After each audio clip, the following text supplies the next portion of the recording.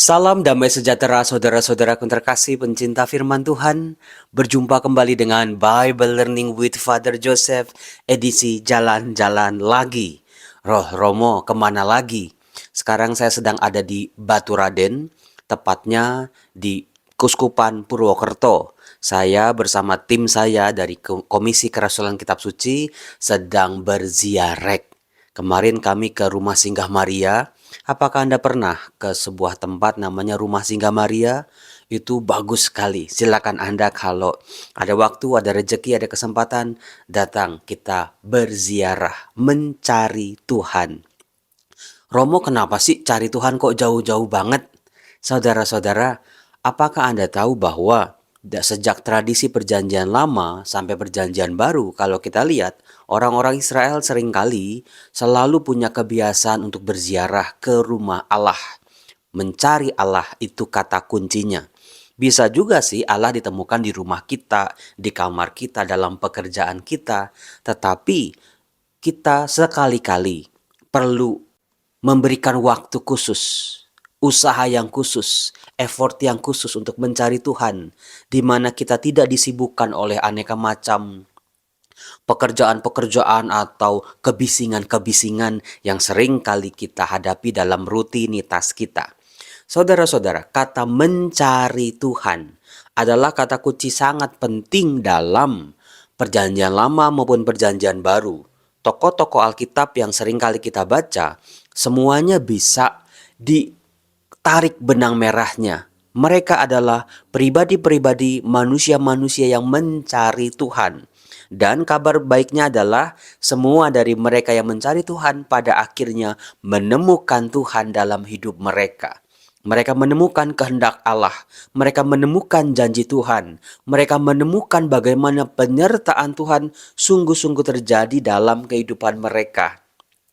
Maka dari itu, seorang pemazmur mengungkapkan iman rasa percayanya.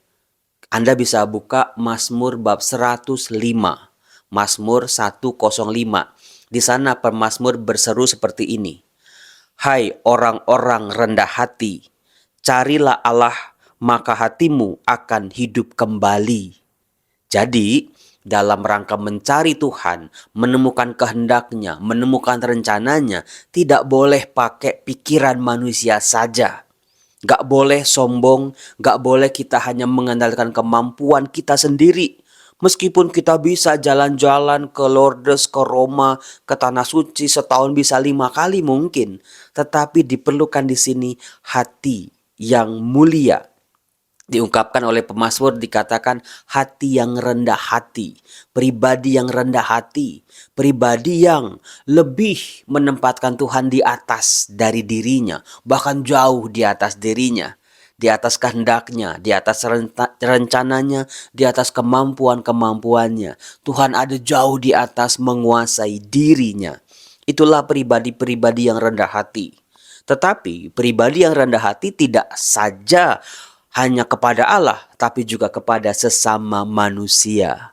Di mana sekarang ini semakin sulit sekali karena kompetisi, karena persaingan, karena kita dididik oleh dunia ini selalu menjadi nomor satu. Bahkan tidak jarang untuk menjadi nomor satu kita harus sikut sana, sikut sini, menjatuhkan yang lain. Lama-lama menggerogoti dan juga merusak, bahkan mempengaruhi sisi batiniah kita.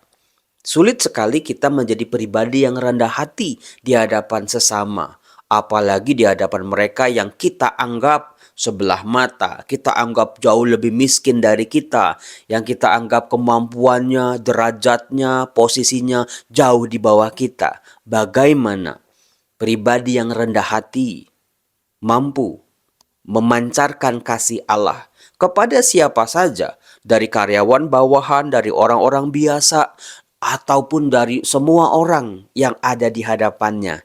Nah, kepada orang yang rendah hati ini, pemazmur berkata, carilah Tuhan. Di mana Romo, Tuhan kayak barang hilang aja harus dicari? Ya, saudara-saudara, karena kita sadar antara diri kita dengan Allah itu ada jurang yang sangat dalam, ada jarak yang sangat jauh. Kita berbeda dari Allah, Allah berbeda dari kita. Maka dari itu diperlukan usaha manusia yang sungguh-sungguh, sepenuh hati, seluruh pikirannya, seluruh perasaannya, seluruh tindakannya. Itulah yang terungkap dalam ziarah. Nah, saudara-saudaraku terkasih, ujung dari pencarian Tuhan selain menemukan Tuhan adalah pemazmur mengungkapkan, maka hatimu akan hidup kembali. Hati yang berkobar-kobar seperti dua murid di Emmaus, bukan? Seperti Yakub yang mau pulang ke tanah Kanaan setelah dia berbuat salah. Seperti saudara-saudaranya Yusuf yang mohon ampun kepada Yusuf karena telah menjual Yusuf ke Mesir. Seperti siapa lagi? Coba Anda tulis di kolom komen orang-orang dalam teks kitab suci yang betul-betul pada akhirnya menjadi sembuh. Hatinya hidup kembali, hatinya digairahkan kembali, hatinya berkobar-kobar kembali. Coba saya tes Anda, ini hampir semua sih, tapi di mana sisi hatinya berkobar-kobar kembali? Misalnya Daud, setelah dia jatuh dalam dosa yang berat, dia mohon ampun, dia bangkit kembali. Yang mana lagi coba? Coba saya temani bersama dengan saya, misalnya Musa. Dari kejengkelannya mendampingi orang Israel, tapi dia selalu diteguhkan untuk tidak menyerah. Tokoh siapa lagi? Ayo. Tokoh siapa? Ya hampir semualah. Di mana mereka menemukan hidup kembali hati mereka. Romo, maksudnya apa sih hati yang hidup kembali? Apakah dulu sakit hepatitis gitu, lalu terus disembuhkan? Kiranya tidak demikian.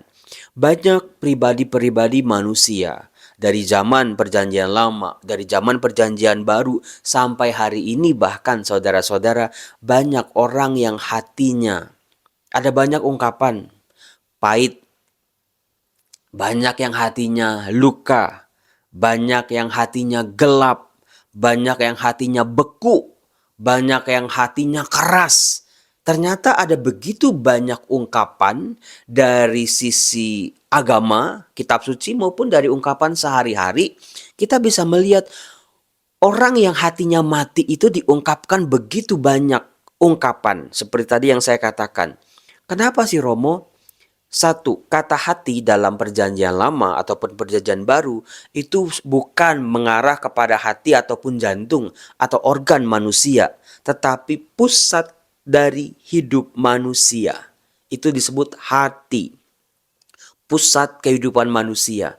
Di situ manusia bisa berpikir, bisa merasa, bisa bersentuhan dengan kuasa ilahi, bisa memusatkan hidupnya pada Allah, bisa menimba kekuatan dari Allah. Jadi hati itu kayak apa ya? Kalau kayak selang air, ujungnya itu ada di sisi Allah, ujungnya yang lain itu ada dalam diri kita. Jadi hati itu seperti ujungnya jembatan. Maka kalau jembatannya ujungnya rusak, tertutup, keras, nggak bisa dibuka, ya gimana berkat-berkat itu bisa mengarah, berkat-berkat itu bisa tercurah dari Tuhan kepada kita maupun dari kita kepada sesama dan sesama kepada kita. Ada kebuntuan di situ, ada pintu yang tertutup rapat, itulah yang diungkapkan.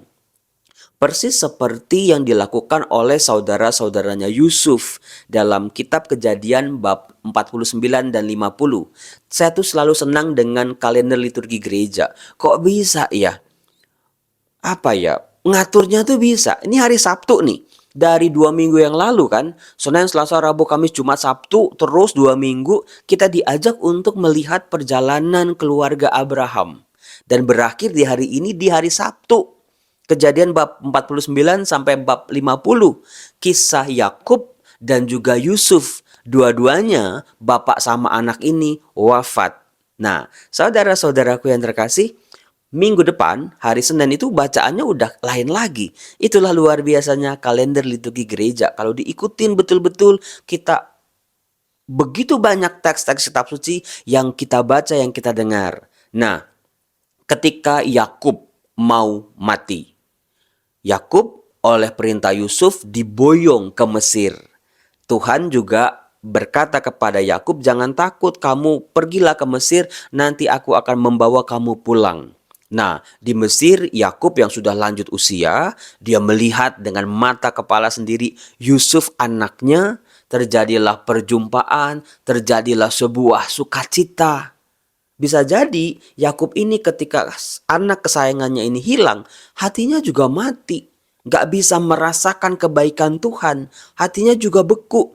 Tapi seperti saya katakan, janji Tuhan selalu menjadi ya dan amin bagi orang-orang yang percaya, bagi orang-orang yang mencari Tuhan. Akhirnya Yakub melihat anak kandungnya sendiri yang menyelamatkan seluruh keluarganya, bahkan seluruh bangsanya. Nah, ketika Yakub mau meninggal, dia berpesan kepada anak-anaknya, kepada Yusuf untuk dibawa pulang jenazahnya ke tanah Makpela yang ada di tanah Kanaan. Dan itulah yang sungguh-sungguh terjadi. Maka janji Tuhan menjadi sungguh-sungguh terjadi dalam hidup Yakub dari awal sampai akhir hidupnya. Nah, kematian Yakub ternyata membawa kecemasan sendiri bagi saudara-saudara Yusuf. Kok gitu, Romo?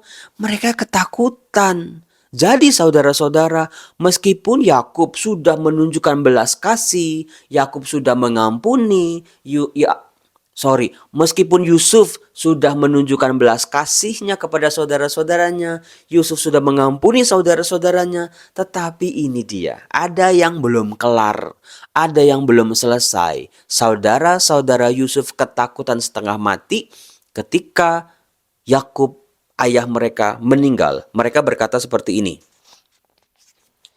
Mohon maaf karena saya ini tidak di studio. Ketika di Kejadian bab 49 ayat 15. Ketika saudara-saudara Yusuf melihat bahwa ayah mereka telah mati, berkatalah mereka, "Boleh jadi Yusuf akan mendendam kita dan membalas kita sepenuhnya atas segala kejahatan yang telah kita lakukan terhadapnya." Jadi itu tuh, kalau orang pernah buat salah, hidupnya was-was. Kalau orang pernah buat salah, hidupnya nggak tenang. Meskipun orang yang disakiti sudah mengampuni. Meskipun orang yang disakiti itu, korbannya itu sudah menerima. Tapi tetap ada curiga, ada was-was, ada ketakutan. Hidupnya nggak tenang. Seperti yang ditunjukkan oleh saudara-saudara Yusuf. Sebab itu mereka menyuruh menyampaikan pesan ini kepada Yusuf. Jadi mereka menyuruh salah satu dari antara mereka untuk menyampaikan pesan ayah mereka. Ini bagus sekali. Sebelum ayahmu meninggal, ia telah berpesan, "Begini hendaknya kalian katakan kepada Yusuf, ampunilah kiranya kesalahan saudara-saudaramu dan dosa mereka, sebab mereka telah berbuat jahat kepadamu. Maka sekarang ampunilah kiranya kesalahan yang dibuat hamba-hamba Allah ayahmu." Saudara-saudara, kok Yusuf itu kayak banyak orang tua di antara kita ya? Orang tua paling sedih kalau anak-anaknya berantem. Orang tua paling sedih kalau anak-anaknya nggak akur. Orang tua paling sedih kalau anak-anaknya gontok-gontokan, saling menyakiti, saling bermusuhan. Pasti sedih sekali. Itulah yang dilakukan oleh Yakub sebelum meninggal. Dia minta Yusuf mengampuni saudara-saudaranya.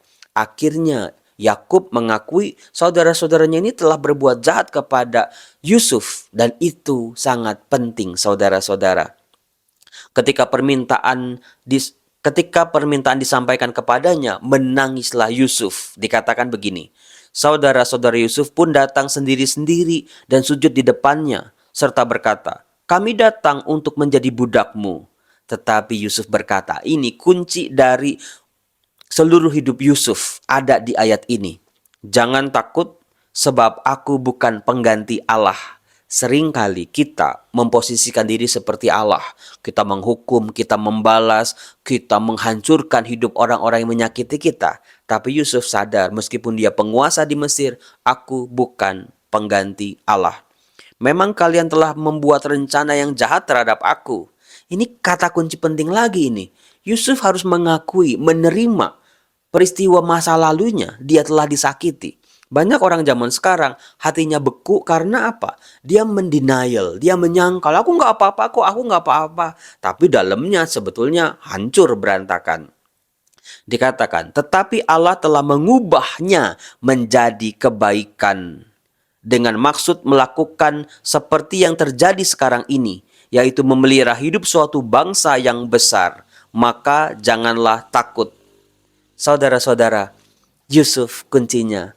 Dia percaya Allah telah merubah kepahitannya menjadi kebaikan. Itu sih luar biasa buat saya ya. Yang jalan hidup saya, jalan hidup Anda, jalan hidup banyak orang yang percaya pada Allah harus penuh liku, harus penuh segala macam tantangan, penuh dengan hambatan, penuh dengan kegagalan dan air mata. Yusuf percaya, ini dia kualitas hidup Yusuf yang harus ada, yang harus kita pelajari. Tuhan telah merubah kepahitanku menjadi kebaikan. Katakan kata-kata itu dalam setiap doa-doamu. Coba sekarang saya mau dengar. Tuhan telah mengubah kepahitanku menjadi kebaikan. Semua yang boleh terjadi dalam hidupku adalah cara Allah merancang hidupku, merajut kehidupanku, dan membawa aku pada kebaikan. Kebaikan Allah.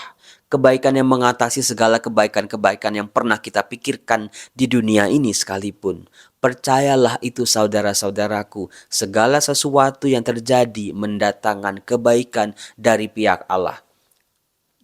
Syaratnya apa tadi? 1. Rendah hati. 2. Mencari Allah. Itulah yang pada akhirnya menyembuhkan luka-luka hati, kepahitan masa lalu. Dan kalau kita sudah menyembuhkan luka-luka batiniah kita, penyembuhan jasmani akan mengikuti. Karena hampir semua penyakit manusia di dunia ini saat ini sebetulnya akarnya adalah kepahitan masa lalunya, yang ditolaknya, yang tidak diterimanya, yang belum bisa mengampuni itu. Maka dari itu saudara-saudara, saya Romo Yosef dari Batu Raden memberkati Anda semua dengan berkat-berkat Allah. Tuhan berkatilah keluargaku, berkatilah masa laluku, berkatilah kakak adik, berkatilah orang-orang yang pernah menyakiti aku. Biarlah kau ubah kepahitanku menjadi kebaikan dalam nama Bapa dan Putera dan Roh Kudus. Amin. Salam damai sejahtera, Tuhan Yesus memberkati. Salam.